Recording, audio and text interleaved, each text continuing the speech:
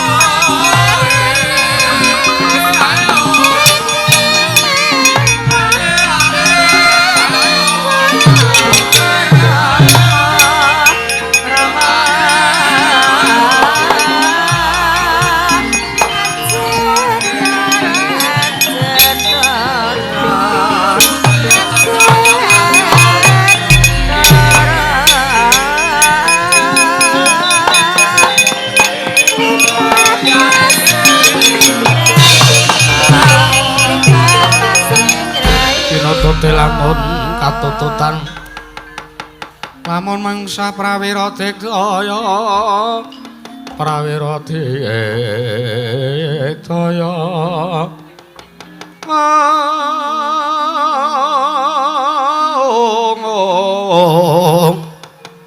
ronanggono magawe klarira wang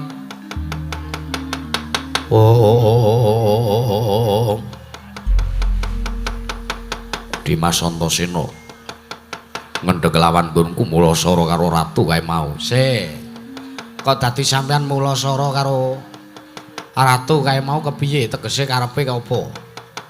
Lho. Ratu kae ora nantang pripun Kakang. Lho, nantang kapan to le nantang? Ha? Sampean ki turu apa ngantuk apa ngimpi? Lho. Nyatane ratu kae mau nalika ning pendopo Karang Kadempel. Nyumbari kelawan pun Kakang. Gong. Kowe mau omong apa ya? Ayo omong biasa. Ora kok omong biasa. Kowe mau rak padu karo ratu kae mau to? Nggih. Kula sing tantang-tantangan kalih ratu nika kula wau Ndara. Mboten enten sangkut paute kalih Ndara Gatotkaca. Kowe mau kaya njeluki aku. Akon yen to ratu kae kon nyingkirke. Nggih. Ning kula mboten angkon jenengan kan nyingkirke ratu nika mboten. Kula mung njeluki sampeyan. Ndara Gatotkaca nuwun sewu paningale ampun merem-merem. Niku tesih sonten kok jenengan pun sare. Kula mung matur ngoten kok Ndara. Walah. Yo, salah paham to sampeyan. Lho, lang apa luput yen to aku. Mulasara karo ratu kae mau. Nek kula petung nggih sampeyan mboten lepat kok Ndara. Lire ora luput. Mboten lepat jalaran ratu nika ajeng damel sengsaraning kahanan pedukan Karang Kadempel. Lho. Lire Karang Kadempel arep digawe sengsara. Lho napa mboten midhanget jenengan mau? Ha? Aku turu Bagong. Wah lah ngene iki lho. Ngene iki lho nyambut gawe kok turu ngene iki sing aku rada rapati osrek ki ngaten iki lho Ndara. Ha iya. Bonang sing ditabuh ming rancane tok. Sinden ya ngono. Nggur melek-melek pol-polane ming dolanan HP. Nggur ora dolanan HP ming Anak kaya liyane ngono tak maklumi wong do kesel. Ah iya. Wong semene ya kesel kabeh kok. Mboten lepat Ndara, sampean ngajar ratu nika wae mboten lepat. Merga ratu nika wae ajeng bumi angus Karang Kadempel. Kula sing nantang ning nuwun sewu, gandeng para ancur Pandhawa wau pun sagon ajeng sakjantu kali gayane bapak nggih paripaksa jenengan sing pun bibiti perkarane kudu wani nanggung perkarane, jagung bakarane nanggung perkarane. Paripaksa sampean kedah saged ngundurke kalih Nalendra Pagerwaja sing aran Prabu Jaya Lengkara nika wau Ndara. Rekata tian Gatotkaca kenon mapangaken harga kira teka pira Kresna Warta.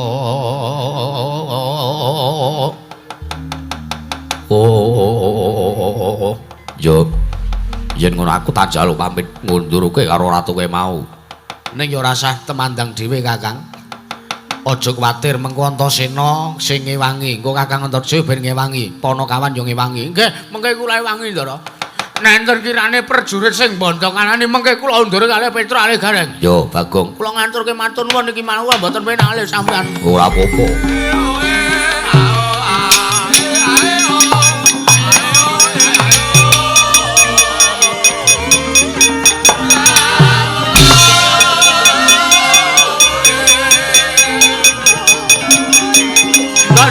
Ya.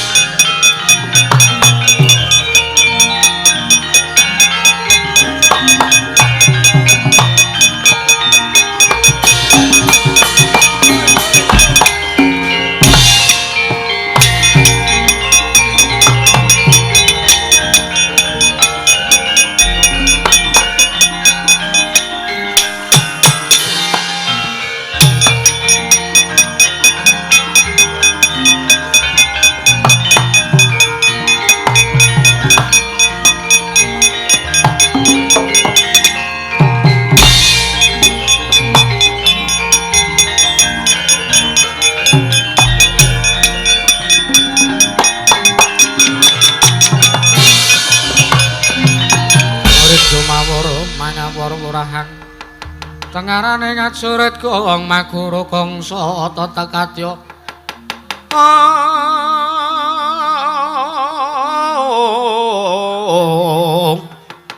War panjriting turangga estira kata ingkang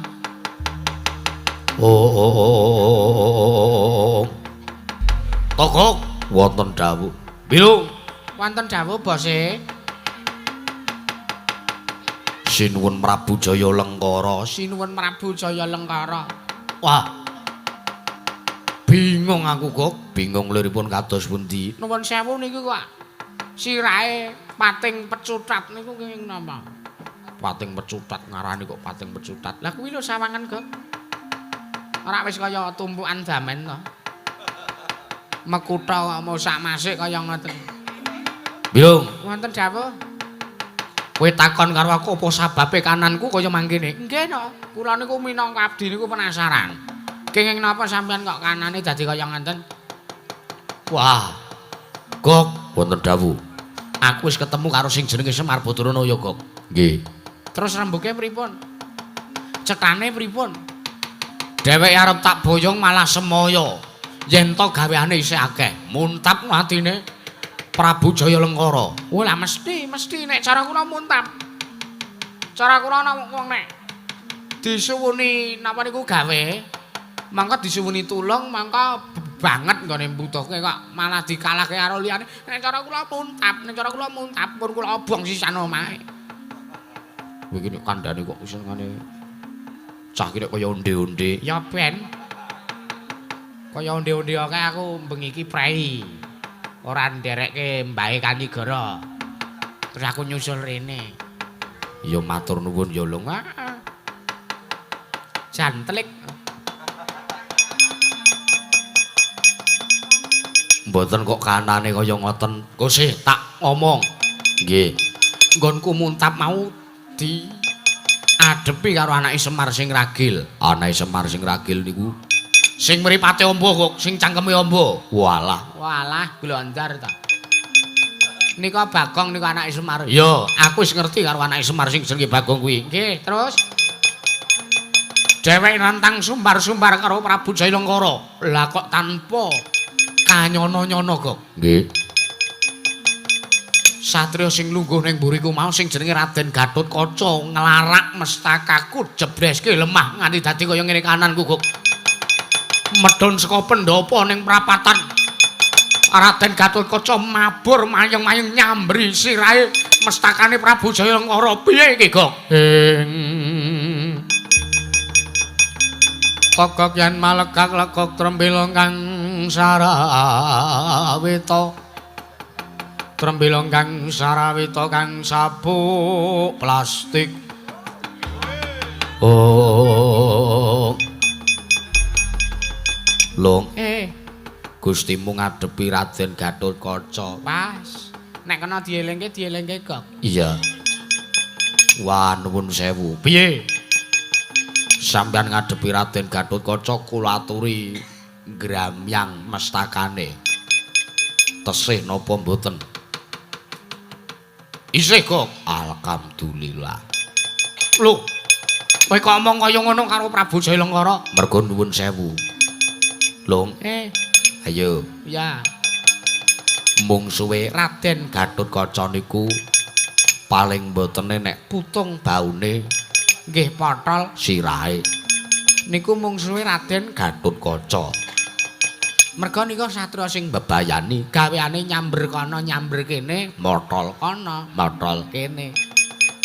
Nika sinten-sinten karepe arep disamber, sinden men arep tau ajeng disamber kali nika. Ming nembe nganu nika pas teng transit teng kamar mandi ya, Gok. iya Nembe kedemok bathuke mboten sida. sapa kuwi Ayo pikiran dhewe sing rumangsa bathuke arep diambung sapa. kowe iki kok senengane kaya ngono Raden Gatotkaca kuwi Gok nggih Nggih. Raden Gatotkaca Durung nek sampeyan pinanggih kalih kakangne. kakangne sapa Kakangne adine, ya kakangne Raden Gatotkaca niku. kakangne Gatotkaca sapa Kakangne Raden Gatotkaca niku Raden Antareja satriya Jangkar Bumi niku kakangne Raden Gatotkaca niku luwih medeni. melih lho kok luwih medeni lire Nggih, merga nuwun sewu. Raden Antareja niku putu Dewaning Ula. Mbahne Ndara Antareja niku Dewaning Ula, dadi ula sak jagat niku dadi purbawasisane eyange Raden Antareja. coba nek sampeyan ngadepi Raden Antareja mengke malah bebayani nek nganti Raden Antareja nesu mengke lapor kalih mbahne Dewaning Ula mbahne utusan ula sak jagat kon mateni sing jenenge Prabu Jayalengkara. Coba sampeyan turu parani ula, sampeyan dahar parani ula, sampeyan adus weruh ula. Anu parani ula kok weruh ula. iki senengane kok ta Niku mbahne Raden Antareja niku nek sampean wantun-wantun kalian Raden Antareja. wah edan Raden Antareja ki putu Dewaning Ula. nggih Nggih. Mula sampean aja wani-wani aja nganti methuki sing jenenge Raden. Antareja Lah durung nek sampean ketemu kalih adine sing ragil sapa niku Satriya Rada Petruk ning jane mboten mboten Petruk ning ming ngocluk. Teges le kocluk niku ming digawe-gawe. sapa Niku Raden Antasena. wah Raden Antasena Nggih. Niku putu Dewi niku anake Dewi Urangayu. Putu Dewaning Samudra. Coba. Apa kelakon nek sampean arep wani karo Raden Antasena lapor mbahne nesu, sampean nek mancing ora dinehi iwak apa kelakon? Mancing kok ora tau ngunggahke niku napa malah kewirangan mengke sampean. Ha ta, Gak? ah iya Pun nek kenging kula pringgake mboten sambayang kali Semar. mergo nuwun sewu Sampeyan niku sowan teng tanah Jawi. wonten tanah Jawi mriku kathah Satriya piningit satriya ateteken ati suci pepayung budi rahayu ingkang tansah nengenaken marang kautaman tuwin bebenering agung. Wis apik urung bahasaku? elek Hmm. niku pramila nek kenging kula Pringgake nek tesih dahar aturipun ingkang abdi pun mbilung kalian togok pun kula kanthi wangsul kemawon kula kanthi kondur kemawon teng negari Lengleng Danu inggih wonten negari pager Waja. Mboten sandadak gayuh kalih Semar Badra. Mong wing kere kok digayuh.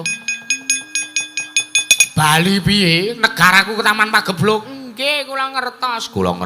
Mados sasrana liya mawon. Mboten sah Semar sing dikon ngusadani negarane sampeyan Wah malah negara Karang Kadempel ditunggoni kalih anak-anak Pandhawa malah mengke sampean kacilakan. Mengke kula kalih tega kange lan golek rentalan Bandosa.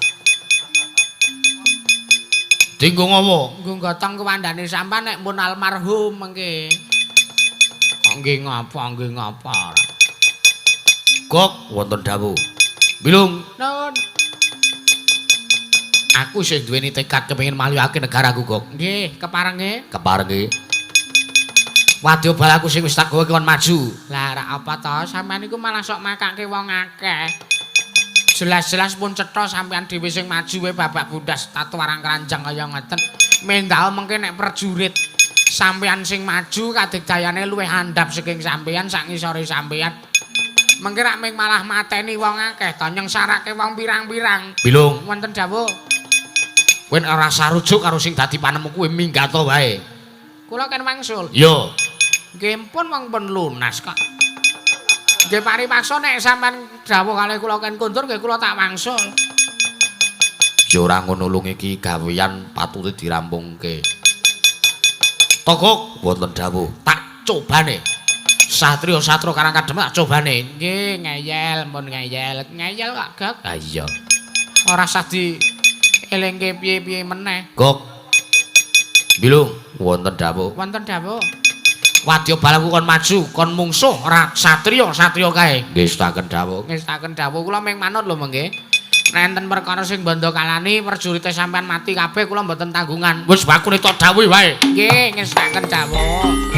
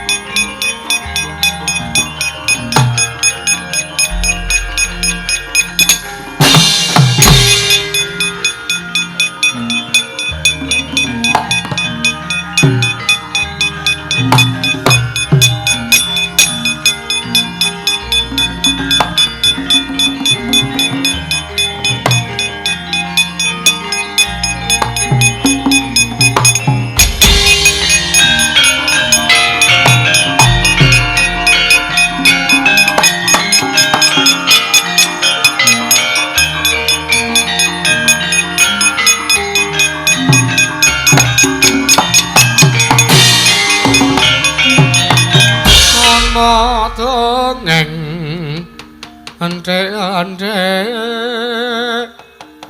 si temunggal patenono temunggal putusane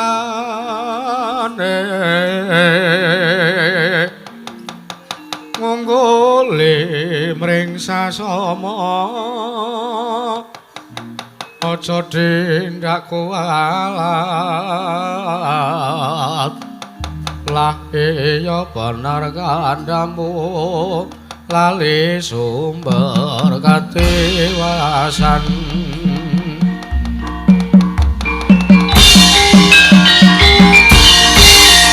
Naglanggir gancang kaya ndro mentang-tang kaya gendi wae tak sawang suwene sapa iki satria sisik methuki karo aku balik takon karo kowe Wadyabala saka tanah sabrang yen tak sawang saka busanamu kowe sapa wah iblis ditakoni urung wangsulan malah genti takon marat lho marai wong ketemu ning dalan takon genti takon oh iya takon karo aku keseting Prabu Jayalengkara ya aku wadyabalane Prabu Jayalengkara ya aku tumenggung Salukat Katut Barat tumenggung Salukat Katut Barat yo ayo kowe sapa takon marang aku Satru Jangkar Bumi Raden Antareja oh alah ayo ndi adimu adimu sing jenenge Gatotkaca tekan kene kena apa perkarane apa golek karo adikku Gatotkaca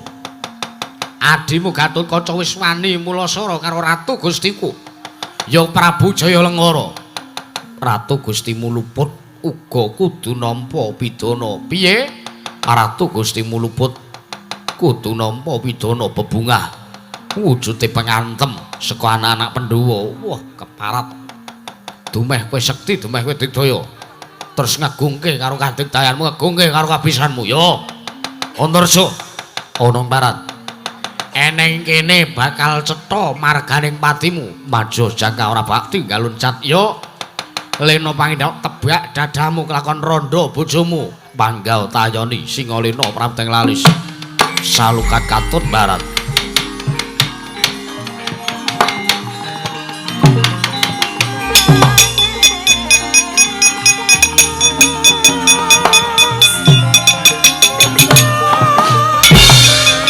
awas kowe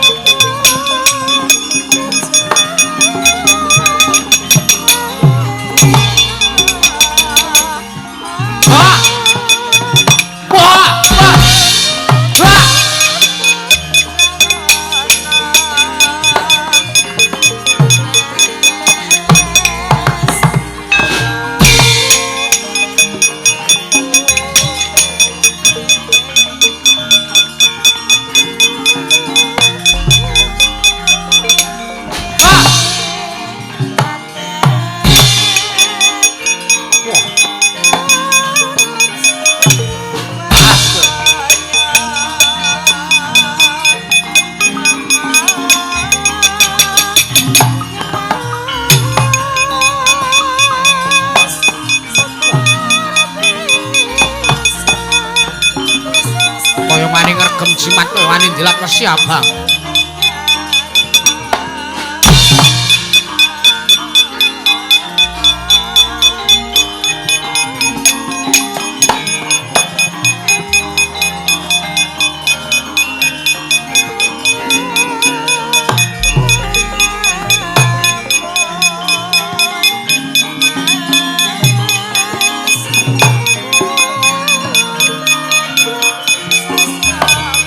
mati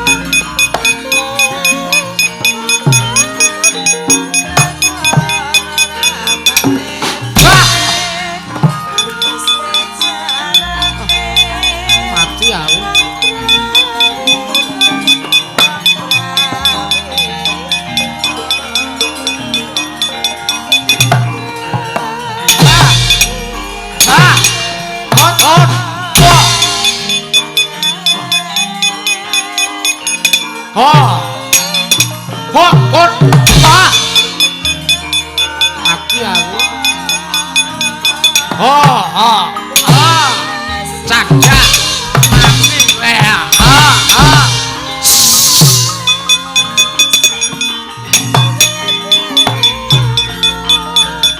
Wah.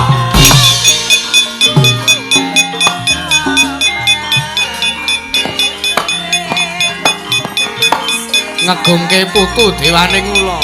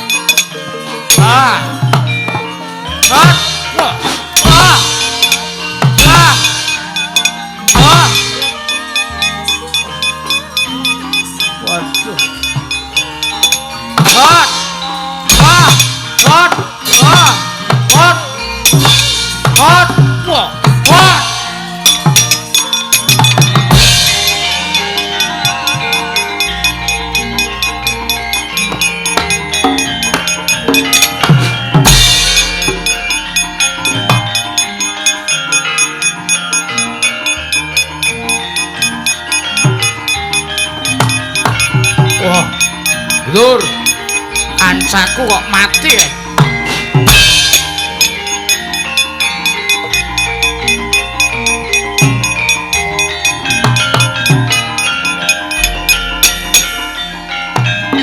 Sopo satrio sisik marat Raden Antareja apa? Sopo kowe mentang kalah? Sajak kaya ora nrimake karo patine kancamu kae mau. Iki patih negara Pagerwaja. Patih Jayeng Sekti. Sapa Patih Jayeng Sekti? Ratu Gustimu sing jeneng Prabu Jayalengkara kon tekan kene ya sembure ben mlonyo. Piye? Arep wani karo Patih Jayeng Sekti. Tebak dadamu ning kene marganing patimu. Ha! Hot! Ha! Ho! Ha! Waduh. Wah!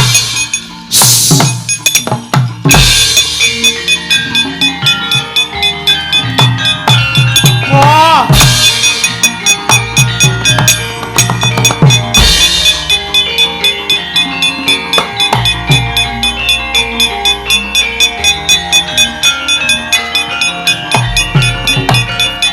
Minggir.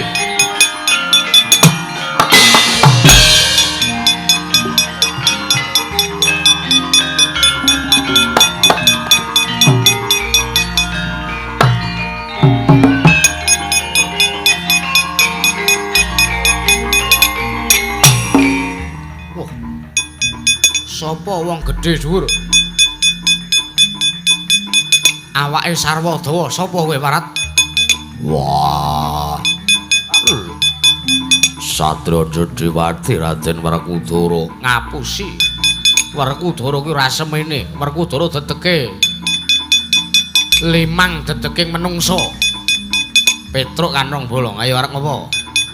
Arep mboyong karo bapak, langkai dulu ku andane anake, mati we.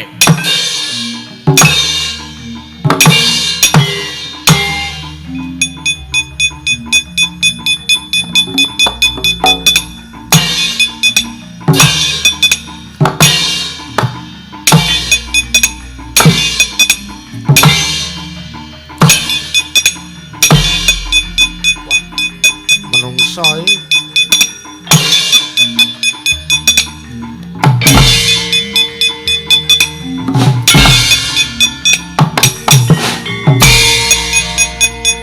Aduh.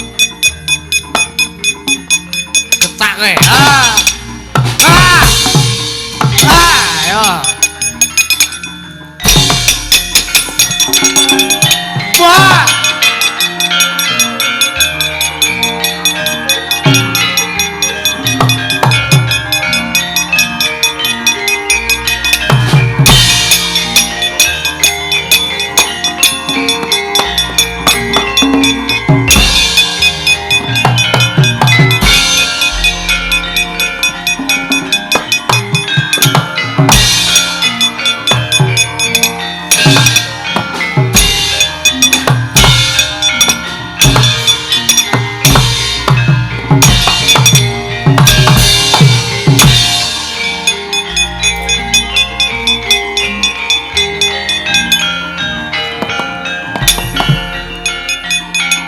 Suwun ya Petruk nggih.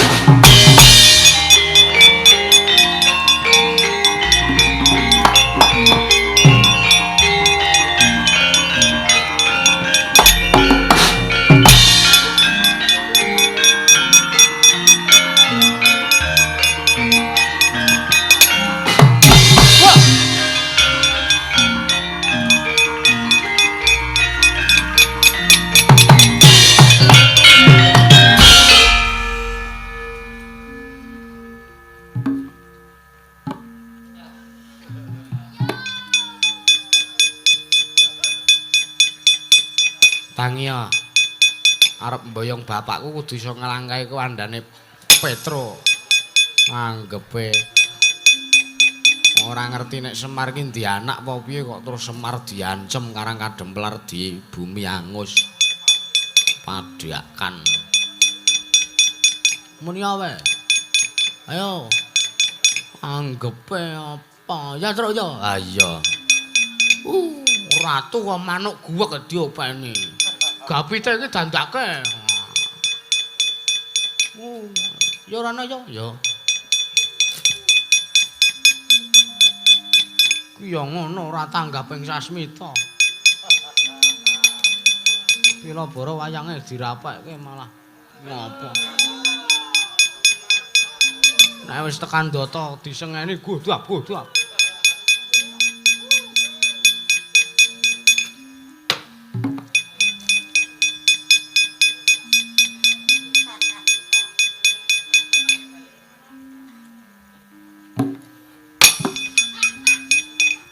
Ngopo to kuwi kok?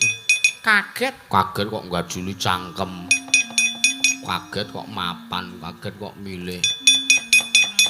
Gusti murah enget lho, heeh. Sinuwun Prabu Jaya Lengkara pingsan. Ha iya. Yo ngalah. Monggo Gusti kula aturi emot. Monggo Gusti mumpung anget. Kula aturi enget Gusti. Monggo Gusti kula aturi eling. Gusti kula aturi eling Purwadasena. Mangga Gusti kula aturi ngemut. Apa? Emut Gusti. Mangga Gusti jathilan mangan beling. Apa lung? Kula aturi eling. Gusti kula aturi emut, Gusti kula aturi emut, kula aturi wungu. Gusti kula aturi supados ndahar tela Gusti. Apa lung? Enak. Oh kok enak? Gusti kula nyuwun tulung. Mangan gedang Gusti. Apa? Kelingan Gusti kula aturi emut.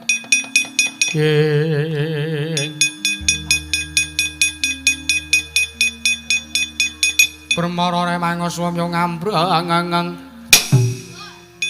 ati karenaning kaswase. Oh. Yaga kesel kok jak mangkat. Salahe sapa ora leren mah dolan. Ora leren mah nyambel bawang. Ameng nyambel bawang ming pirang jam to suwene, ming pirang menit to. Kok le kebangetan timen. Wah, edan. Bilung, non. Sing methuki aku agi wae iki mau dudu satriya ning kere. Sinten? Anake Semar sing awake dhuwur. Oh alah Petruk to, God. Iya. Nggih ampun kaget Petruk niku can wonge digdaya. Lah iya.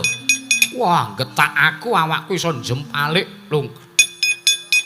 Nggih ngaten niku anake Semar sing diparingi kanugrahan kadigdayan nggih ming Petruk niku kok. Wah iya. Bagong niku nggih ming kanugrahane ming rada iso ndagel. Terus tanggapan. Gareng nika nggih lumayan sekti, lumayan digdaya ning wonge niku tok mis. Ha iya. Wah, edan. Wadyabal kok entek resik, gusis ora ana tilase iki piye? Lah nggih mesti indlep kabeh ya lho. Heeh, kula wau nyumurupi Raden Antarja niku. Engger ngantem bros candak sirahe jak ambles bumi ndlup mati. Kelong wadyabalane. Langgeng rak pun kula emutke to sinuwun. Ampun wani-wani kalih satriya Ngamarta niku mbebayani kabeh.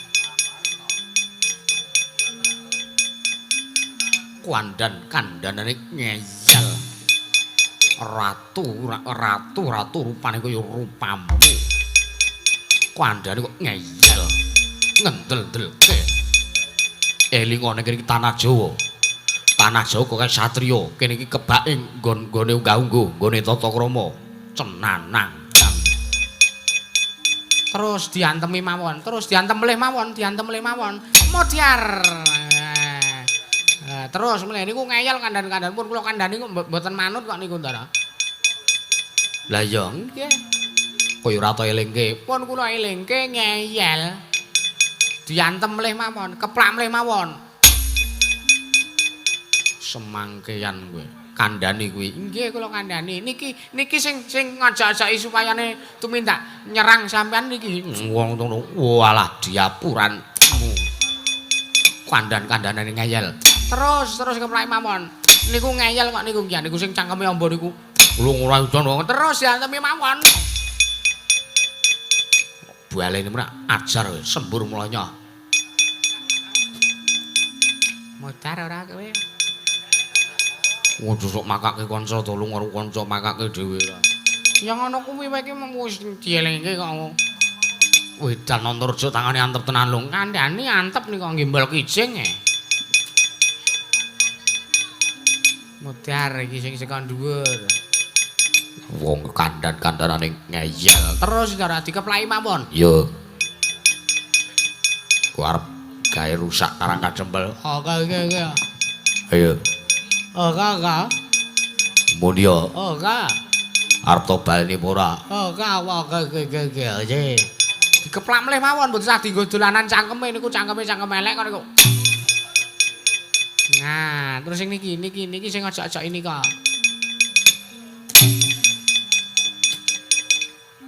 Mampus kau. Ya senengane wong ki mula ki sing tumindak amar makruf nahi mungkar. Apa wi? Mbah aku dhewe ya ora dong kok.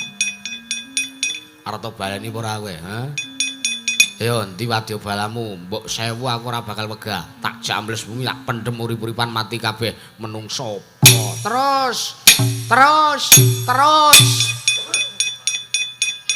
Kowe kok seneng banget to nek Ratu Gustimu diantemi. Ben gagar otak ora ndek otak.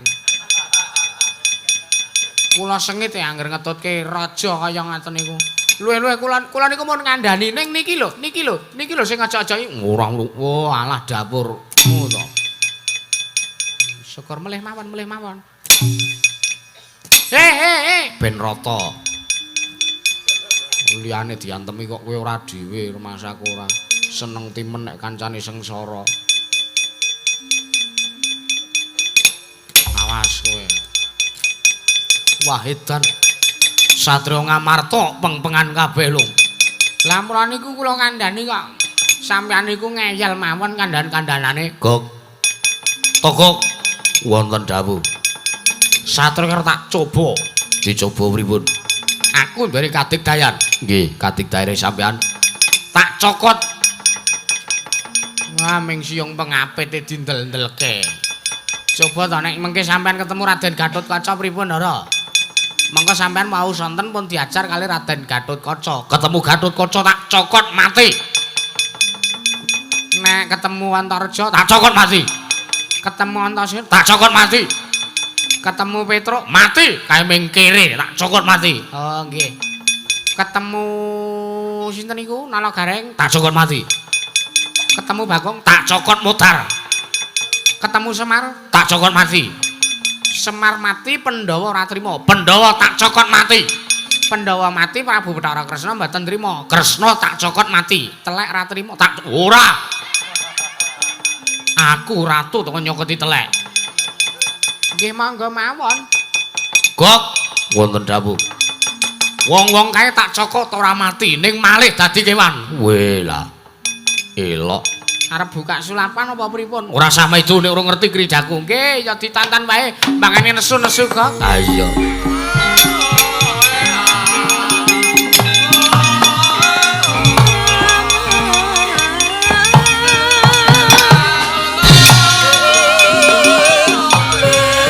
Yo.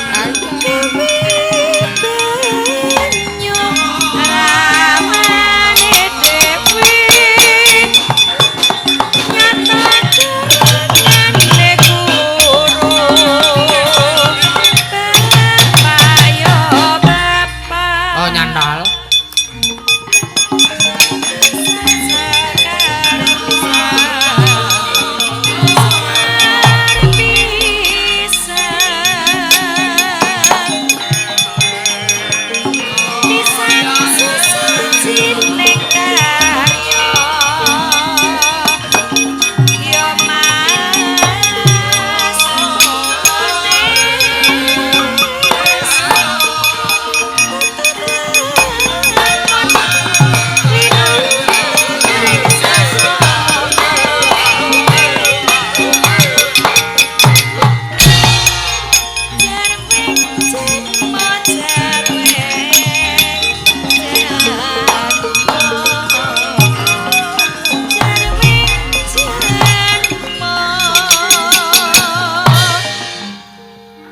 Antarja parat Prabu Jayalengkara. Kowe tak kandhani bola-bali kok ngeyel, kowe tak kon bali ora bali. Kok taun ana windana ora bakal bali. Nek ora bali karo Semar Badrana sing malihake praja negaraku. Ayo. Aku sing ora nrimake. Aku sing dadi pepalange. Yen to karep mboyong Semar Badrana ya mati dereng aku. Ayo tibakno. Kadigdayanmu koyo tak tampani kridamu para mati kowe. Pecah dadamu tibakno.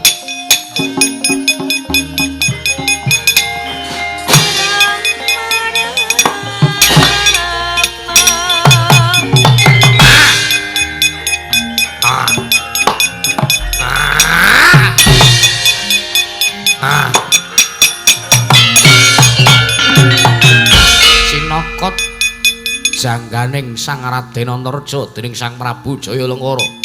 Eling-eling nalindra sekti kalintang jayaning perang. Pramila nggadahi kasekten kuwi bebasan pinata mendajina lumender.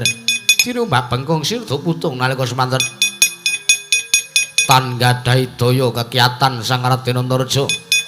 Ical wujuding satra jangkar bumi salah kedaden dadi wujud Sardula. Woi!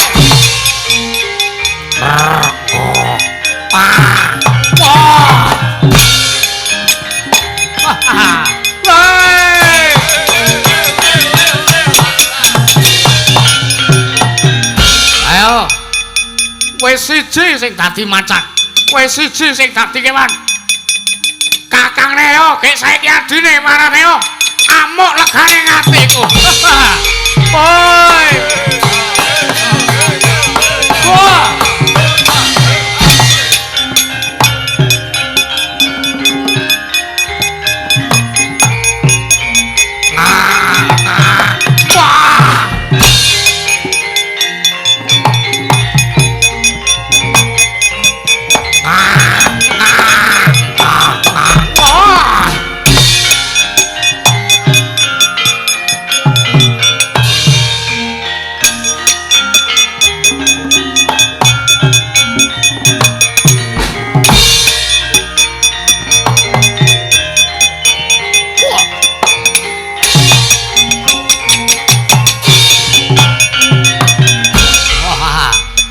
Adine Antareja. Ayo. Aku ora ngira kowe iso ngalahke karo Kakang Mas Antareja. Iso wae parat menungsa ora tanpa mbok anggep. Apa mbok anggep aku ora wedi karo diapuranmu? Apa mbok anggep aku ora iso ngimbangi karo kadigdayanmu? Semar ora mbok meneh kowe cokot mati dening aku. Tampan ana tunggakku. Wah!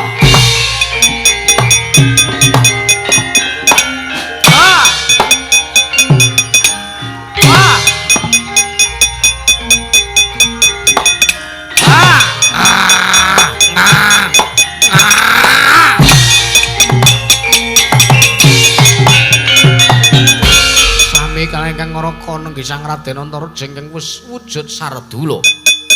Sang Raden Gatotkaca Gicinaka jangganira dening Sang Prabu Jayalengkara. Salah kedaden ical wujuding Rimbyat Maja wujud Sardula.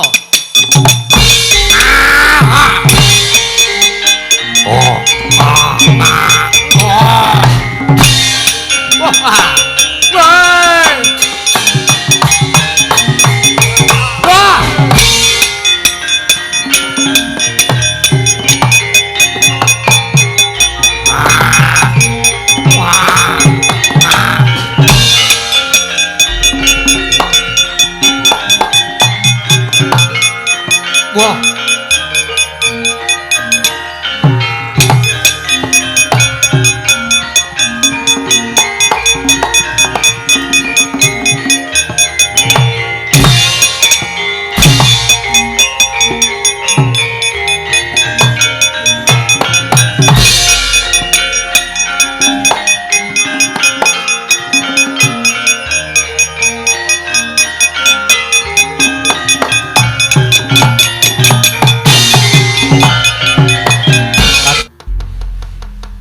Sawang bledug mangampak-ampak lah kok jebul ratu kae mau digdaya. Ora pati nduga mono ora ngira ora nyono truk. Nggih. Wah, lah nika ndak kok dados ingkang ngraka kekalih dadi wujud macan nika pripun, Ndara? Wonten wujuding macan kuning kalian macan putih niki pripun? Wela. Petro, Wonten jawab. matur bapakmu perkara iki ora iso disangga enteng. Nggih.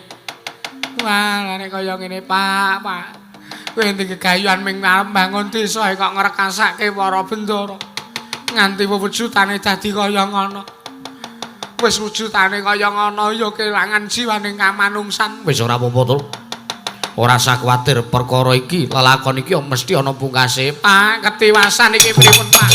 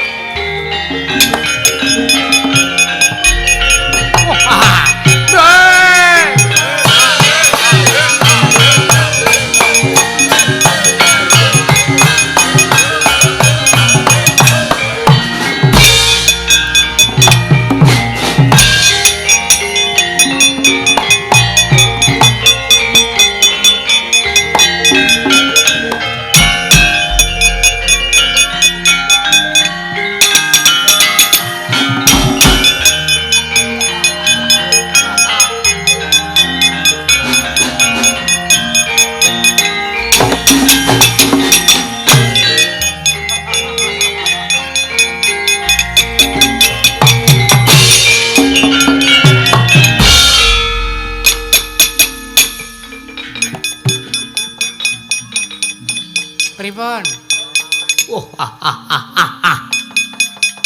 Kiri duitan. Seneng ta sampean? Ya seneng. Wah. Satriya loro rak cokot dadi wujud macan. Nggih, sik niki kok plecak-plecak pesone. Arep udan apa pripun? Pripun sinuwun? Gok wonten dawuh. Marem aku. Marem tegesipun. Gatotkaca tak cokot dadi macan. Antarja tak cokot dadi macan. Lah elak. Kok sampean ndek kadiktayan kaya ngoten, Bu kula tak njaluk. Kula tak njaluk mengki nek kula cokot wong omah ben dadi apa ngono. Ora semangkean kuwi ngelmu. Dienggo mung nek kepepet. Oh, lah kula ya kepepet kok wicekno kula sok dadi padu karo wong omah kok ya. Keparangipun Sinuwun Prabu Jaya Lengkara. Gok wonten dawuh. Ndak rasa Karang Kadempel bakal ana perkara gedhe. Mergo kanan sing kaya mangkene iki ndadekake runtike Semar Badranaya. Keparangipun Sinuwun Prabu Jaya Lengkara. Tak jaluk awake dhewe tetep mapan ana ning Karang Kadempel ya, Gok. Nanging aja nganti wong sing ngerti kalawan awake dhewe yen awake dhewe mapan ana ning kene. Lajeng kedah kados pundi? Watak panglimunan laku dedemitan. Kowe iki disawang ditonton kaya ngopo kanane Semar Badranaya ben bingung bendarane dadi kaya mangkono kok. Wih, ngestaken dawuh. Terus niki pripun? Sidane rembug ajeng sida mboyong Semar napa mboten? Bilung, Wonten dawuh. ditonton sikik kanane kaya ngopo? Bakune awake dhewe ning negara utawa pedhukan Karang Kadempel iki iso mangerteni marang kanane Semar. Oh nggih. Nggih kula ngantun nderek mawon ajeng pripun laku dedemitan lho ngestaken dawuh sinuwun.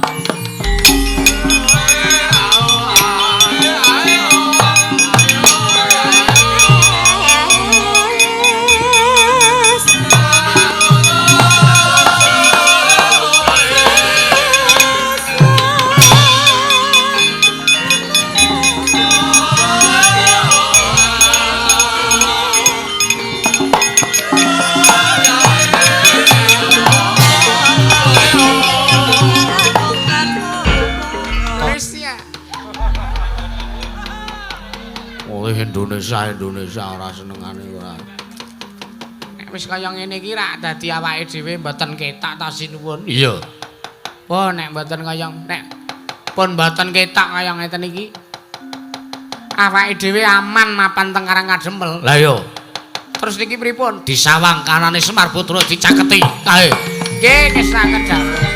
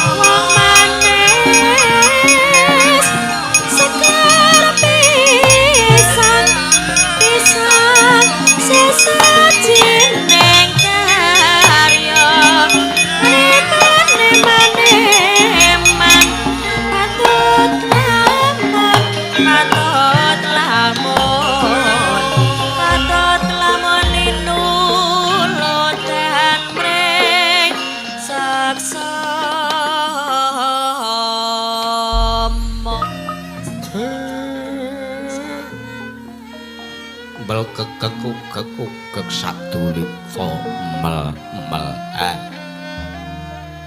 Petro kowe ora sah bingung dole.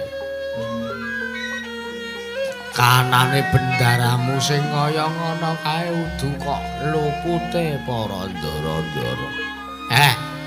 Ning pancen lupute Semar. Semar ki mung arep duwe gegayuhan mung kepengin bangun desa wae kok. Malah gawe bot repot nganti gawe sengsarane para bendara. Kek sampeyan niku pripun to Pak jane? Malah kanane dadi kaya ngeten. Merga kegayuhane sampeyan. Ya ora apa-apa pancen takoni aku luput Petro. Ning gak kira kabeh lelakon iki ana sartane ana perkara ingkang dadekake ing mengkone bakal kelakon apa sing tak gayuh. Ndara-ndara lansur Pandhawa dadi kaya ngoten. Kula wedi nek nampa dukane para Pandhawa. Awake dhewe iki mung kawula, awake dhewe iki mung batul. Jagung bakarane ya kudu wani nanggung perkarane. Sapa sing nandur kudu ngunduh Petro. Mula rasah walang ati ora sah wedi. Awake dhewe mung kawula. Sing ngerti bener lupute awake dhewe iki mung Gusti Karya jagat. Lumantar para Pandhawa. Nek pancen pinesti awake dhewe luput kudu nampa pidana ora apa-apa ditampa ikhlas. Nggih. Merga ngene. Nek aku duwe gegayuhan kaya ngene, terus aku matur karo para bendara, para Pandhawa engko rak malah ngrepoti to Petro. Ndara Antasena sak kadang ketayalan rawuh mrene malah dadi kaya ngene kanane. Jane nuwun sewu lho Ndara. Semar niku mboten sandadak ngrepoti para Pandhawa. Semar iso apa-apa dhewe, Semar iso mlaku dhewe, Semar iso nglakoni dhewe. Ngaten. Dadi sampean ora sandadak ketayalan kerepotan ngewangi karo sing digawe Semar mboten sakula iso dhewe. Aku ki mesake karo kakekne Semar Badraraya. Wong kakekne Semar kuwi labuhane gedhe tumrap para Pandhawa. Lah saiki Siwa Semar duwe gegayuhan mosok anak-anak Pandhawa sing dadi turase Pandhawa ora duweni rasa tepa silura karo sampeyan kae.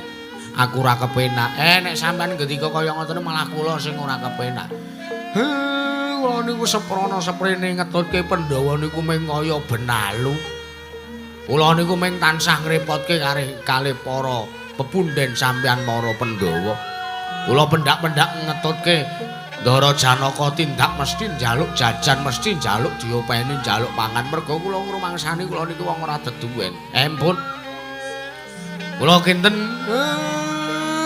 perkara niki mboten saged rampung nek kula mboten ngakoni lupute Semar wonten ngarsane Wang Padawenang. Terus sampeyan arep tindak ning ndi? Aku taksana ngersaning Sang Asih Prana Petra. Lelakon iki tak aturne ana ngersaning Jawata. Piye kanane kaya ngene iki, Petra?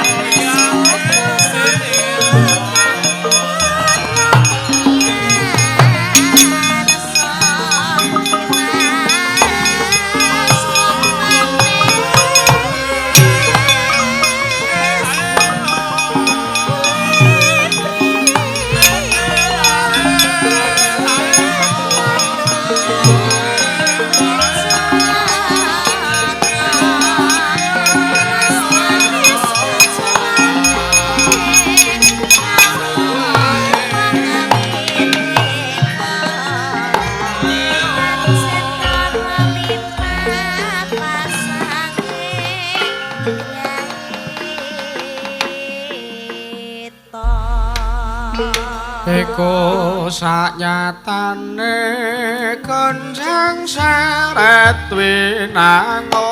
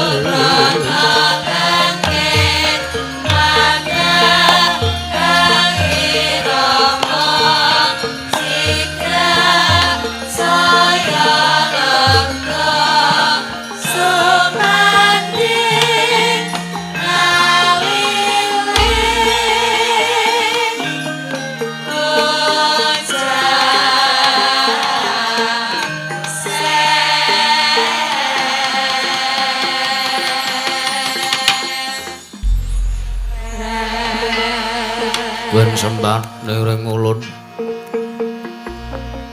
kapurpurisan pamor bengrat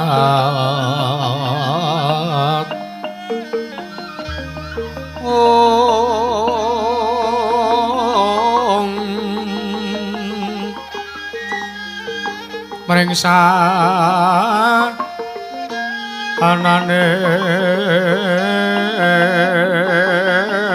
engkang mring kanan sing tasih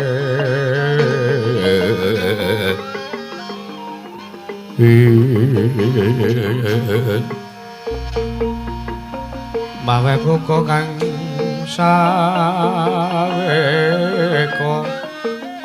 wasiring telahan iwang kanan mamuju ing wang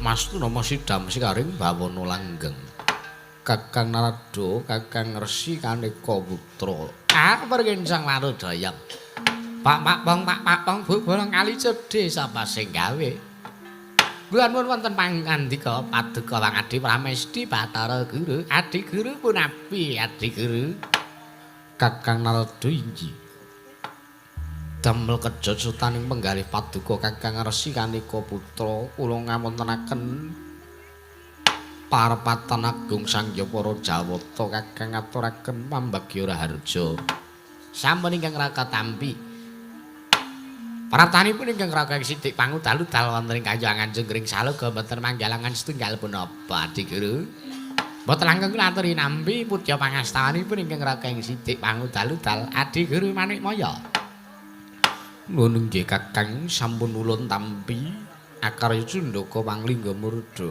mboten langkung kaprayogakna lenggah paduka Kakang Resi Kaneka Putra kawula nak nggih sampun mbaya kirang prayogi Adi Guru Kakang Narada punapi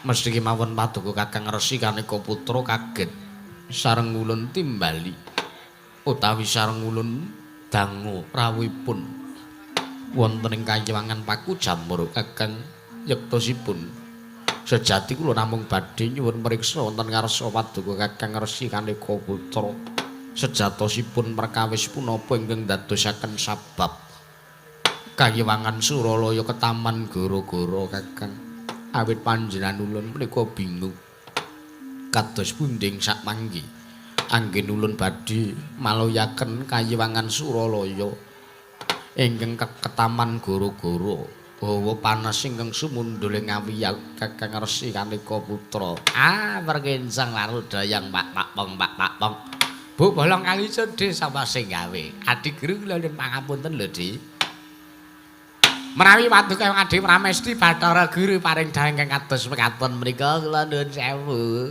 menapa mangke menawi ingkang raka matur wonten ngarsa paduka Yang Adi Pramesti Bathara Guru babakan gara-gara ingkang tumandhane Kahyangan Suralaya menapa mboten aminipun badhe ngoyahi segara. Jernyatanipun paduka Adi Pramesti Bathara Guru menika yen minangka jejering nalindraning para Jawata tartentu mangertosi dhumateng mubah musik ing titah teka paduka Adi Pramesti Bathara Guru paring dawuh nyuwun mriksa kan ingkang raka. Nuwun sewu Adi Guru. Kakang Narada nuwun sewu.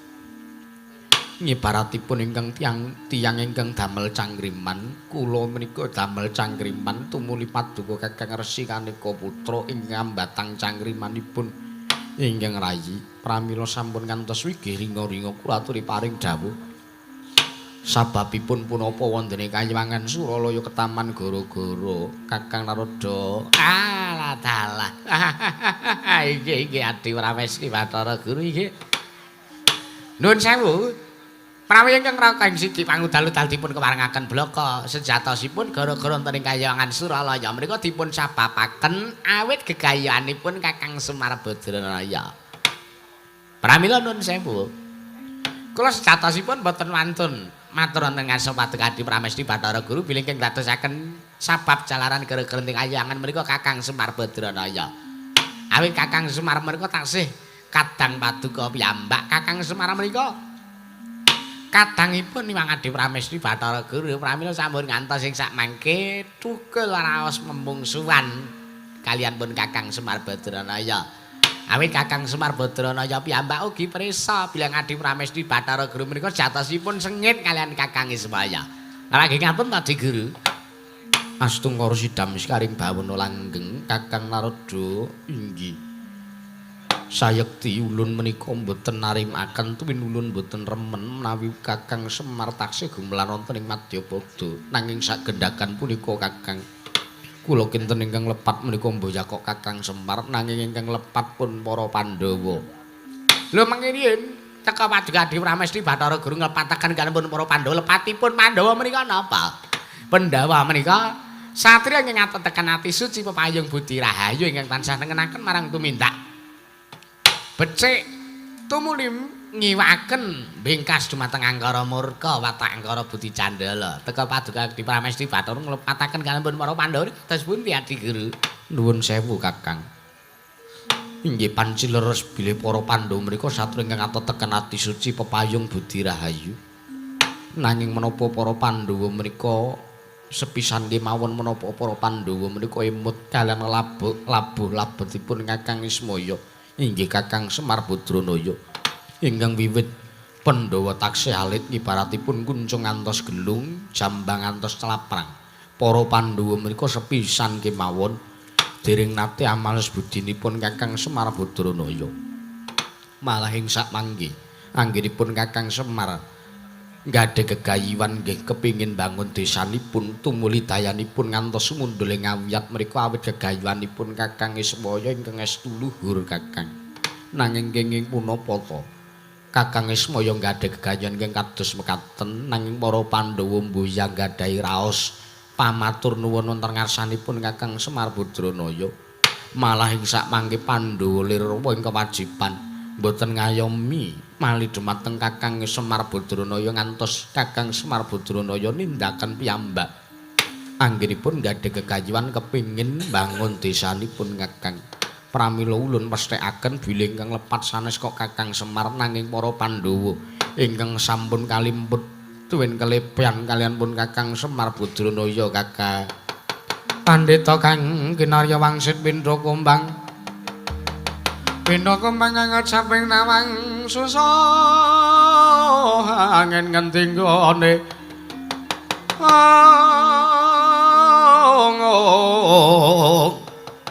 nyanggali yang kangkung peksi mibar berkencang warudayang Pak Makpong Bu bolong kali jodhe sapa sing gawe nggih Adi Guru nggih sareng kula pidhangan pangandika Paduka ulun sampun saged midhang saged mangertosi menapa ta ingkang dados sabda pangandikanipun Adi Pramesti Bathara Guru lan lajeng menika kados pundi supados Pandhawa emut tumuli nyaketi kaliyan Kakang Semar Badranaya menika kados pundi Adi Guru awit sampun ngantos gara-gara ingkang tumanduk wonten ing Kayangan Suralaya menika kedawa-dawa mesaken kantanipun para Jawata Adi Pramesti Bathara Guru. Kakang Narada kula wonten timbalan dinten sakmangke wonten ing Padepokan Karang Kadempel menika wonten alindra saking tlatah Sabrang saking negari ing Pagerwaja ugi saking negari Lengleng Danu ingkang jejulukipun inggih menika pun Prabu Jaya Lengkara ing sakmangke kepingin namboyong dumateng pun Kakang Semar Badranaya awit negarinipun inggih negaring Pagerwaja menika Ketaman Pagebluk bisanipun waluwi nirmala temajati menawi Kakang Semar nenggani kawonten-wonten praja ing Pagerwaja nanging krana runti ing Panakawan Bagong tumuli wonten pangamukipun Prabu Jaya Lengkara ingkang ngamuk wonten ing Karang Kadempel prayoganipun ulun badhe nyendal mayang dumateng jasatipun Nalindra menika supados ngemotaken dhumateng para Pandhawa. Lajeng serananipun ngemotaken dhumateng para Pandhawa. Ulun badhe dawuh kelawan pun Prabu Jayalengkara supados ngamuk wonten praja negari Ngamarta Kakang. Ha inggih. Marang ngatur ingkang raka ugi sarujuk. Jalaran ingkang baken sedaya menika kinarya amrih saenipun Adi Guru. Inggih Kakang, pramila kula nyuwun liyaning wekdal panjenengan ulun badhe nyendal mayang dumateng Nalindra ing Magarwaja pun Prabu Jayalengkara supados mingganten ing Kayuwangan Suralaya Kakang. Ha inggih kasumanggaken Adi Guru.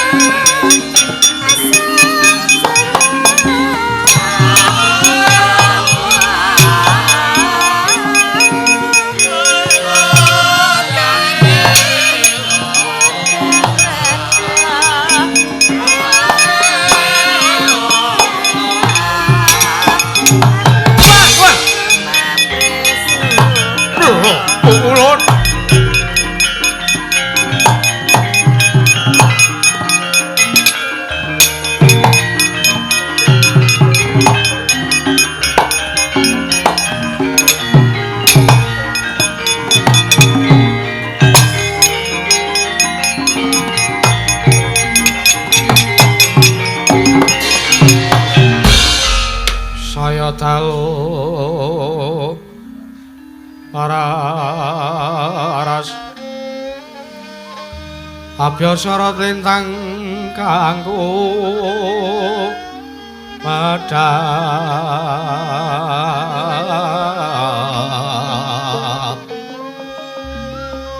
titisanya madya ratri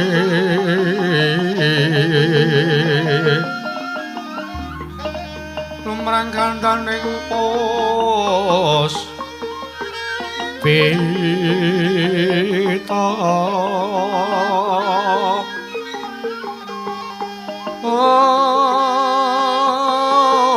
karang janing udyane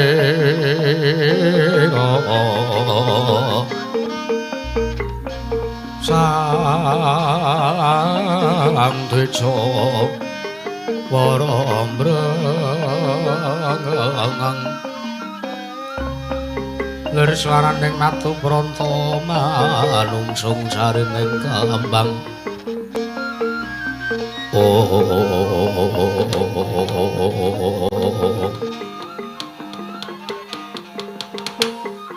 Astungkara sidam sekaring bawana langgeng Prabu Jayalengkara padha kanthi raja saprapta kita. Nunami pasang Kalimantan piti nebena ngeloduri dumawing tawang-tawang linepatna ing tolak manungulun. Sewu-sewu kelepatanipun ingkang abding Magarwaja kula kasendal mayang sak raga kula wonten ing Kayuwangan Suralaya. Wilujeng praptanipun ingkang abdi kepareng kula ngaturaken sembah bekti kula kunjuk. Ya ulun tampa mboya liwat pangestu ulun tampanana Jayalengkara. Sampun sanget anggen kawula pundi? Jayalengkara padha kanthi raja saprapta kita nggih. Iwang pikula narada.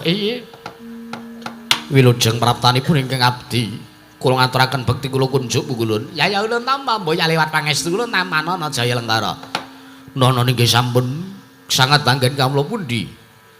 Jimat paripendana ing kasantosan pungkulun Jayalengkara wonten timbalan yektine jeneng kita kaget wondene ulun anyendal mayang lawan raga kita ulun piji sawana ing Kayuwangan Suralaya estunipun kaget sutaring manahipun ingkang abdi krana kula mriku Nalindra awatak angkara Budi Candala teka kula katimbalan wonten ing Kayuwangan Suralaya pungkulun menapa kula badhe kabanjut kacemplungaken ing Kawah Candra Dimuka Mbuya Jayalengkara nanging anane panjenengan ulun nimbali kelan prapta kita mono merga panjenengan ulun bakal dawuh kelawan jeneng kita ngemotake para Pandhawa merga wektu dina iki Kayuwangan Suralaya ketaman gara-gara ingkang disababake sangka Kakang Semar duweni gegayuhan kepingin bangun desane Nanging kang luput dudu kok Kakang Semar, nanging kang luput sayekti para Pandhawa. Merga para Pandhawa ingkang nyimpen sartane Kakang Semar ingkang duweni labuhan gedhe tumrap para Pandhawa, teka para Pandhawa ra kelingan kelan kang dadi labuhane Kakang Badranaya. Mula kang saka kulun jaluk kelawan jeneng kita ngamuka ning Praja Indraprastha saperlu ngemotake lan para Pandhawa supayane para Pandhawa eling kelawan labuh labete Kakang Semar Badranaya. Jaya Lengkara. Nalendra Mbak Marwa sing sang katri kumulung.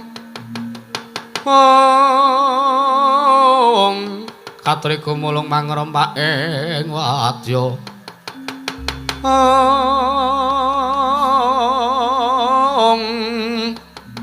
Kurcakra reka kiri-kiri. Ranang kono makawe kelari rawang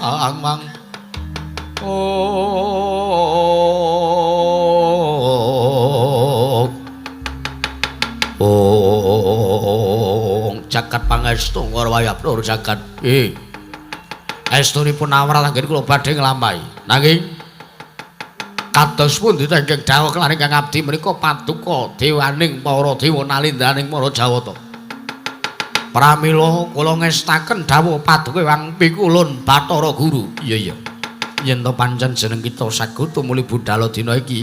Nyuwun pamit madal wasilan Pukulun. Sing ati-ati aja kaya bocah cilik. Iwang Pikulun Narada kula nyuwun pamit madal wasilan. Sing ati-ati aja kaya bocah cilik. Kulun balang puja puji sestanti muga kalisring sami kala lagu kita. Kere Jaya Lengkara.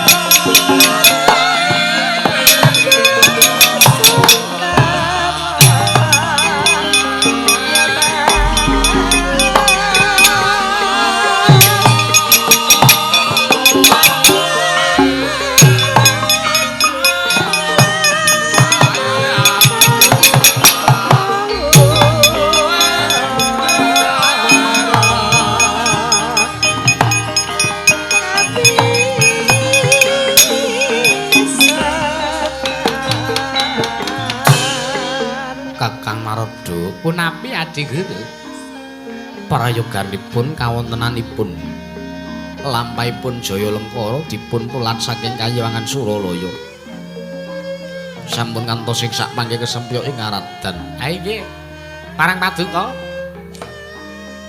dipun sawang Kakang menawi ing sak mangke Jaya Lengkara ketemper yudanipun panjenengan ulun piyambake badhe tumedhak wonten ing Madyapada Kakang Narada. Ha iki sedika ngestaken dawuh paduka Adi Pramesti Bathara Guru.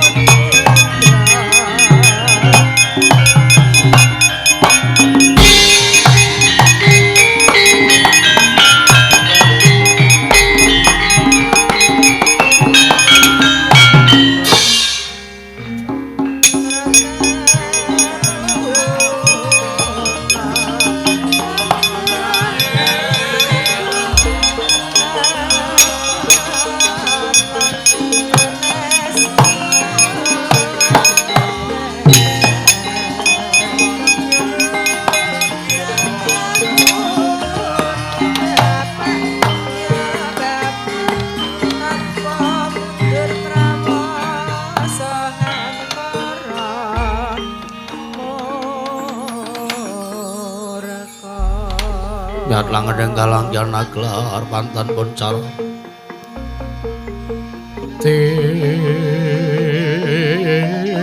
non lir kekonang surem sorotetan madang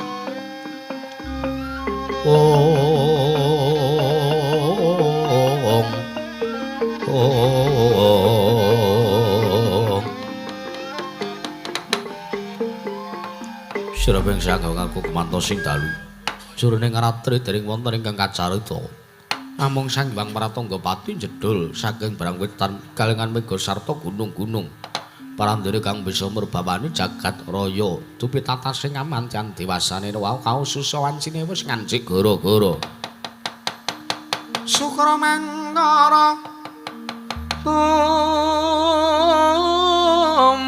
menda tete tete kanapa samawra cita anggara rekana buta maisares pati mintuna eka twitri catur mansa sacata astana wadasa